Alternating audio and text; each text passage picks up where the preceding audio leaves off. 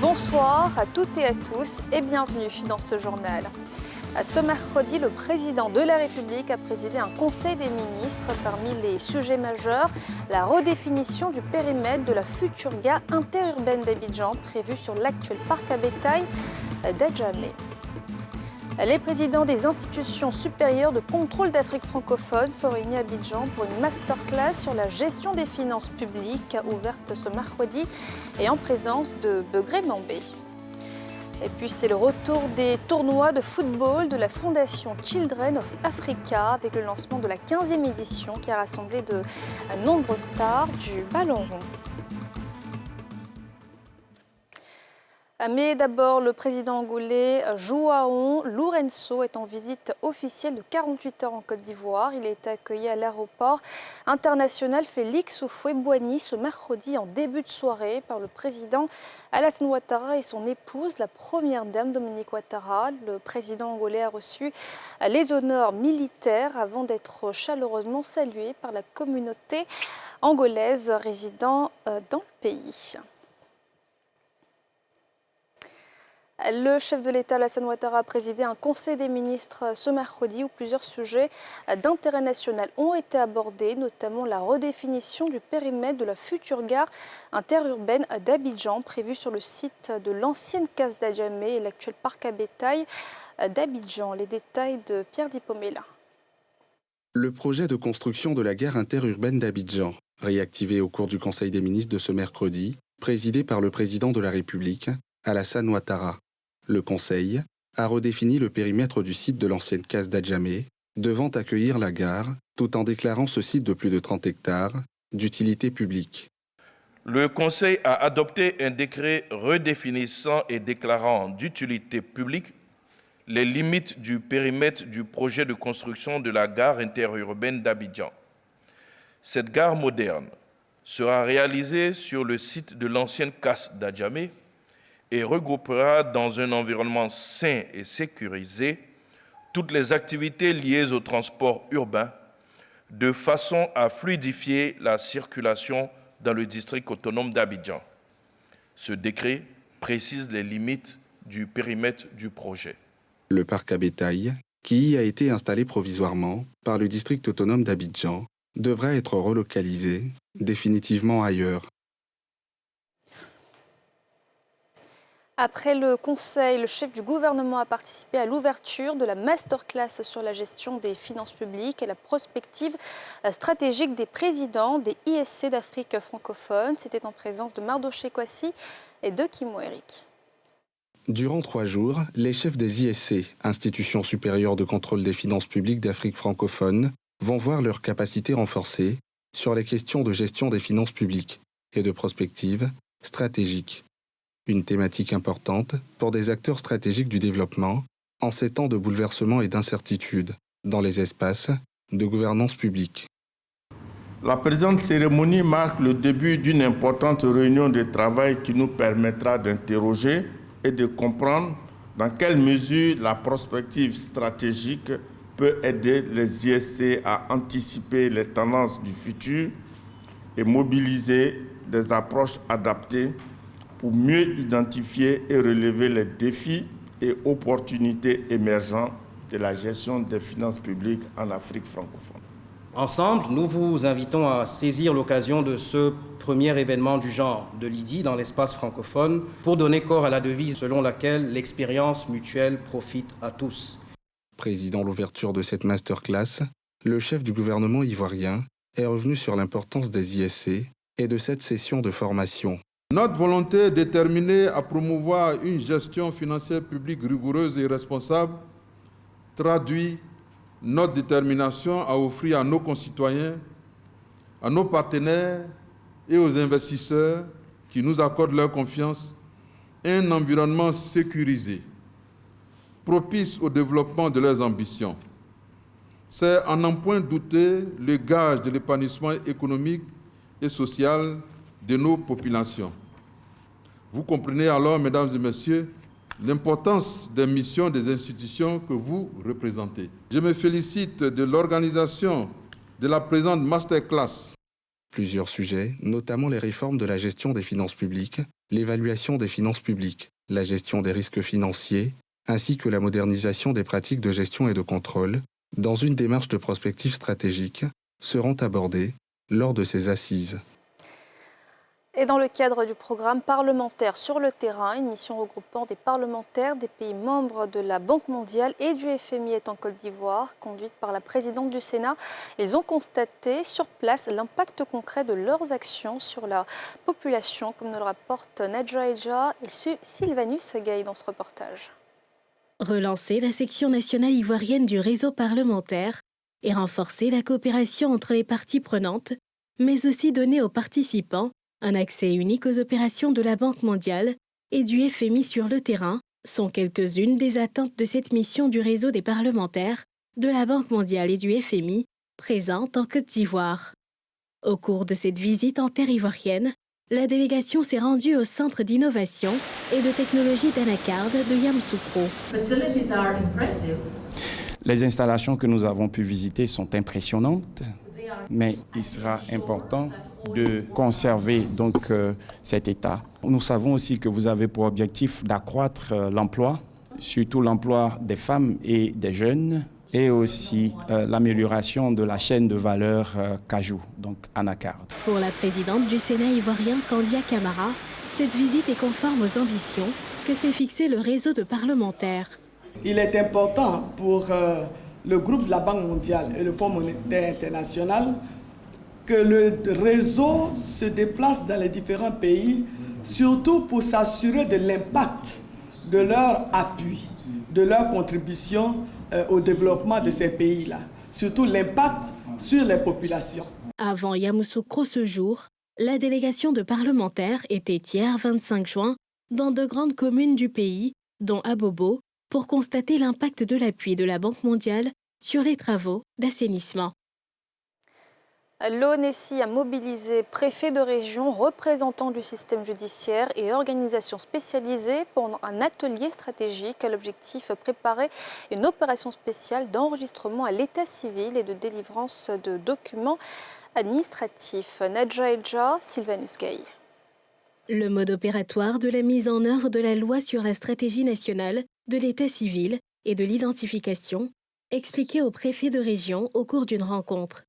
Cette session de formation organisée par l'Office national de l'état civil et de l'identification, ONESI, est importante avant le lancement sur l'étendue du territoire national du logiciel de modernisation de gestion de l'état civil. Il s'agit maintenant d'avoir un système intégré de gestion des faits d'état civil, c'est-à-dire les naissances, les mariages et les décès et tous les autres faits d'état civil sont maintenant intégrés à un registre national des personnes physiques où une seule personne est identifiée de façon unique avec un numéro national d'identification. La particularité de ce système, contrairement à ce qui était là avant, c'est qu'un fait d'état civil qui survient sur une personne qui est née par exemple dans une localité mais qui vit dans une autre localité, ce fait-là est automatiquement mis en commun pour qu'on n'ait qu'un seul registre. Pour les bénéficiaires de cette formation, l'initiative est à saluer.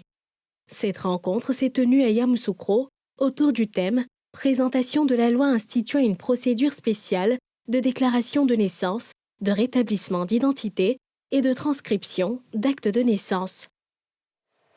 L'actualité, c'est aussi le pont Félix Houphouët-Boigny où un accident de la circulation a blessé 8 personnes. Alertés, les sapeurs-pompiers sont intervenus. Un incident qui a provoqué un important embouteillage, mais les forces de l'ordre sur place ont réussi à rétablir la circulation. Le constat de Moussa Nikema, Ivan Yao et Karine Kassi. Pont Félix Houphouët-Boigny, reliant les communes de Trècheville et du Plateau. Les forces de l'ordre essaient de réguler la circulation après un accident de la route. Il s'agit d'un carambolage impliquant un camion et 2 autres véhicules. Le gros camion était sur la voie de la droite, dans la circulation. Tout d'un coup, le pneu avant du gros camion a éclaté. Lorsque ça a éclaté en même temps, il a perdu direction. Il s'est mis sur nos côtés.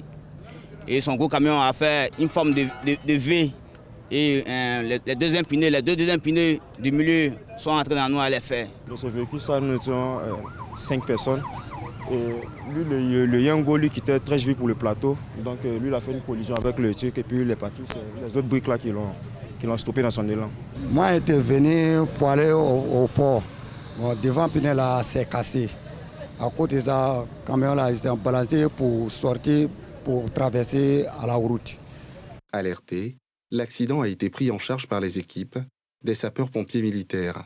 Une fois sur les lieux, il s'agissait d'un carambolage impliquant un camion remorque et 2 véhicules de particuliers, faisant 8 victimes, qui étaient tous des victimes blessées légères, qui ont été prises en charge conditionnée par nos hommes et qui ont été évacuées. Selon le capitaine Ba, les accidents impliquant les gros engins sont en hausse ces dernières années. Nous n'avons pas les causes de l'accident, mais néanmoins nous pouvons dire aux populations de vraiment être prudents et vigilants dans ces périodes-là. L'accident a provoqué un énorme bouchon qui a paralysé la circulation pendant de longues heures. La régulation par les forces de l'ordre sur place ont permis la décongestion.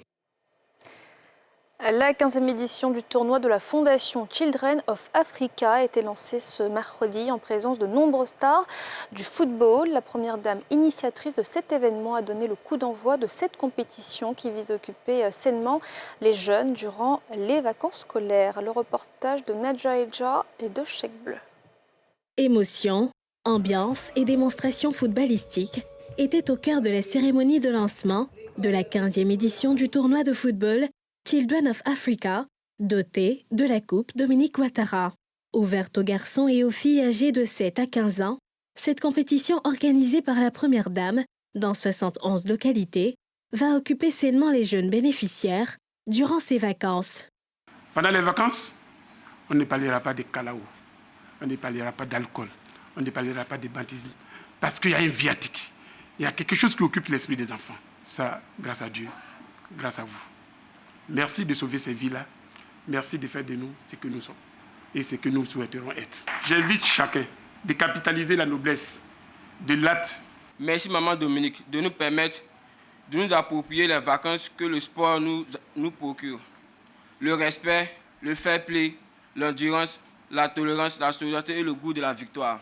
Nous prenons l'engagement de nous approprier toutes les valeurs citées plus haut tout le long de ce tournoi. À la tête de la Fédération ivoirienne de football, Idriss Diallo a souligné l'impact important du tournoi Children of Africa. Le football représente maintenant l'un des espoirs les plus importants pour sortir de la misère. Des projets comme le vôtre, des actions comme celles que vous menez, viennent renforcer de façon efficace les dispositifs que nous mettons en place. Engagée sur le terrain du social, la première dame Dominique Ouattara, défenseur par excellence des droits et du bien-être des enfants, confirme une nouvelle fois sa générosité à tout égard. Mes chers enfants, c'est pour vous que nous organisons ce tournoi. Vous êtes l'avenir de notre nation et il est de notre devoir de vous offrir des opportunités de développement et de divertissement sain. Le sport, en particulier le football, est un vecteur extraordinaire de valeurs telles que le fair play, l'esprit d'équipe, la discipline et le respect. En participant à ce tournoi, vous avez l'occasion de vivre des moments de joie, de camaraderie et d'apprentissage qui vous serviront tout au long de votre vie. Je souhaite que ce tournoi soit pour vous un moment inoubliable dont vous vous souviendrez longtemps. Les premiers, deuxième et troisième meilleures équipes de chaque localité repartiront respectivement avec la somme de 200, 100 et 50 000 francs CFA. Les meilleurs joueurs et gardiens recevront chacun la somme de 30 000 francs CFA. En plus du numéraire, les 3 meilleures équipes par localité recevront chacune un trophée, un lot de maillots et 2 ballons. Temps fort de cette cérémonie, la remise du dernier maillot porté en équipe nationale par l'ex-capitaine des éléphants, Max Gradel, à la première dame, Dominique Ouattara. Pour la deuxième année consécutive, la Côte d'Ivoire va mettre en œuvre la mesure de repos biologique à travers la fermeture des pêches. Le ministre de tutelle était ce mercredi face à la presse pour faire des précisions et annoncer certaines innovations pour l'édition 2024. Mardoché Kwasi. Le ministre des Ressources animales et halieutiques entendait à travers cette rencontre avec les médias informer et sensibiliser le grand public et les acteurs de la pêche sur le mode opératoire du repos biologique 2024 en Côte d'Ivoire. Sidi Tiemoko Touré a notamment annoncé la prise en compte de nouveaux plans d'eau pour la prochaine fermeture des pêches Pour une reconstitution intégrale du patrimoine halieutique national, le repos biologique doit s'appliquer progressivement sur l'ensemble des cours d'eau et plans d'eau de la Côte d'Ivoire. C'est à juste titre que la feuille de route 2024 du gouvernement prévoit l'extension de cette mesure, outre le milieu marin, à certains plans d'eau tels que les lagunes Abi, Grand Lao et les lacs Ossou et de Bureau. Une décision qui s'explique notamment par les résultats positifs obtenus suite au repos biologique 2023. Cette mesure est nécessaire en vue de garantir les emplois et améliorer les productions dans le secteur de la pêche. Le suivi des embarcations de septembre à novembre 2023 pour l'ensemble de la flottille industrielle indique une production de 5 311 tonnes contre 4 422 tonnes sur la même période en 2022. La fermeture des pêches pour cette année 2024 sera donc mise en œuvre en deux principales phases, conformément aux zones hydrographiques du pays et de façon progressive. En zone maritime, le repos biologique s'étend du 1er au 31 juillet, soit un mois, pour les unités de pêche artisanale, et du 1er au 31 août, soit 2 mois, pour les unités de pêche industrielle et semi-industrielle. En ce qui concerne la lagune, la fermeture va s'étendre sur 2 mois, du 1er juillet au 31 août. Enfin, pour les eaux continentales, elle va également durer 2 mois, du 1er septembre au 31 octobre. Notons qu'en zone maritime, la pêche thonière a été interdite du 1er janvier au 13 mars. Et la 4e édition du Forum sur le peering et l'interconnexion en Afrique de l'Ouest a été lancée ce mercredi par le représentant du ministère de la Transition numérique et de la digitalisation. Ce forum qui se tiendra sur 2 jours réunit plus de 300 participants venus de divers pays africains pour débattre et réfléchir sur l'écosystème de l'Internet en Afrique de l'Ouest. Le reportage de Kassim Diabaté et de Fulgence Kissiedo.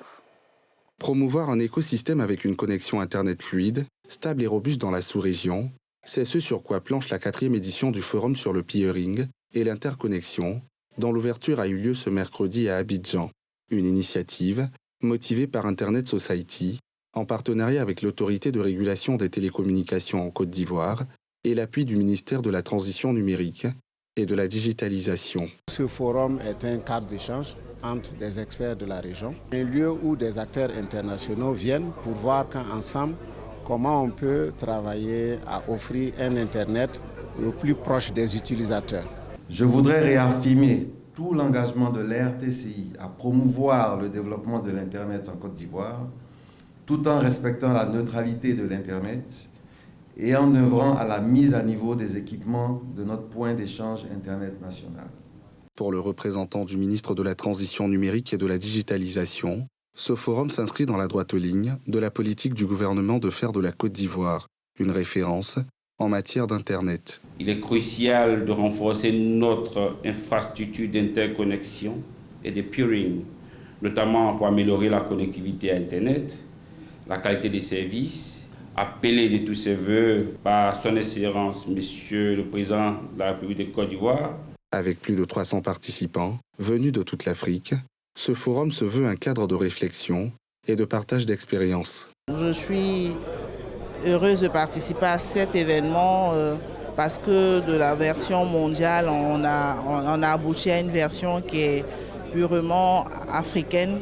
À la fin de ce forum, par rapport au cadre de la gouvernance même, je pense qu'on aura des avancées parce qu'il y aura des interconnexions qui seront faites. Cette rencontre d'échange et de débat durera 2 jours.